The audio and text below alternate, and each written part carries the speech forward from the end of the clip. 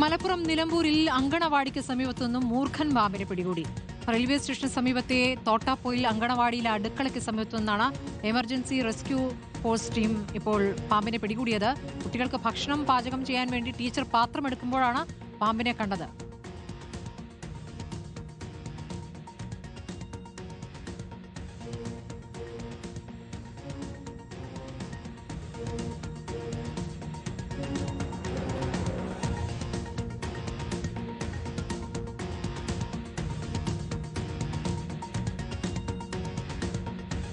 Mubasheer P Akbar ഉണ്ട് വിവരങ്ങളുമായി. മുബഷീർ, ഇപ്പോൾ ഒരു ഇടവേളയ്ക്ക് ശേഷമാണ് ഈ അങ്കണവാടികൾക്ക് സമീപത്തുനിന്ന് പാമ്പിനെ കിട്ടുന്നു എന്നുള്ള വാർത്ത. ഈ പ്രദേശമൊക്കെ കാടുമൂടി കിടക്കുന്ന സ്ഥലമാണോ? എന്താണ് മനസ്സിലാക്കാനാകുന്നത്?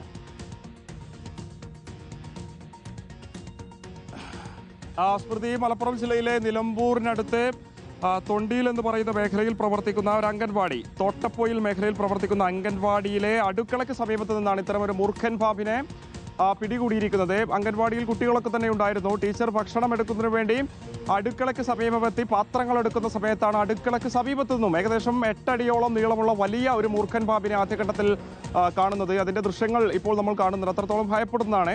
ആ ഒരു സമയത്ത് തന്നെ കുട്ടികളെ സുരക്ഷിത കേന്ദ്രത്തിലേക്ക് മേഖലയിലേക്ക് മാറ്റുന്നു. ഉടനെ തന്നെ ഇതുമായി ബന്ധപ്പെട്ട് പ്രവർത്തനം നടത്തുന്ന ERF എന്ന് പറയുന്ന എമർജൻസി റെസ്ക്യൂ ഫോഴ്സ് ടീമിനെ വിവരം അറിയിച്ച ആ ഒരു മേഖലയിലെത്തി അവരാണ് പാമ്പിനെ അവിടെ നിന്നും മാറ്റിയിരിക്കുന്നത്. വനപാലകർക്ക് പാമ്പിനെ കൈമാറിയിട്ടുണ്ട്. കുട്ടികൾക്ക് ഭക്ഷണം പാകം ചെയ്യുന്നതിന് വേണ്ടി ടീച്ചർ പാത്രം എടുക്കുന്നതിനിടയിലാണ് പാമ്പ് ഈ ചാടി ചീറ്റുകയും ഉടൻ ടീച്ചർ അവിടെ ഉണ്ടായിരുന്ന കുട്ടികളെ അടുത്തുള്ള വീട്ടിലേക്ക് മാറ്റി അയൽവാസികളോട് കാര്യം പറഞ്ഞ് സുരക്ഷിതമാക്കുകയായിരുന്നു. എന്തായാലും പാമ്പിനെ ഇപ്പോൾ ആ ഒരു മേഖലയിൽ നിന്നും മാറ്റിയിട്ടുണ്ട്.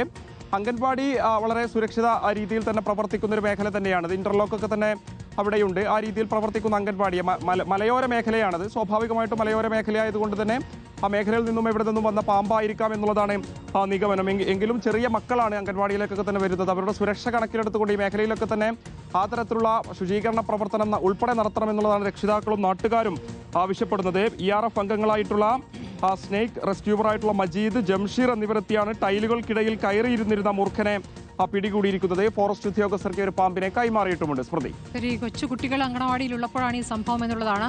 പാചകം ചെയ്യാൻ പാത്രം തുറന്ന സമയത്താണ് ഈ പാമ്പിനെ കണ്ടെന്നുള്ളതാണ്. ഏതായാലും പാമ്പിനെ പിടികൂടിയിരിക്കുന്നു. മുബഷീർ പി അക്ബറാണ് വിവരങ്ങൾ നൽകിയത്.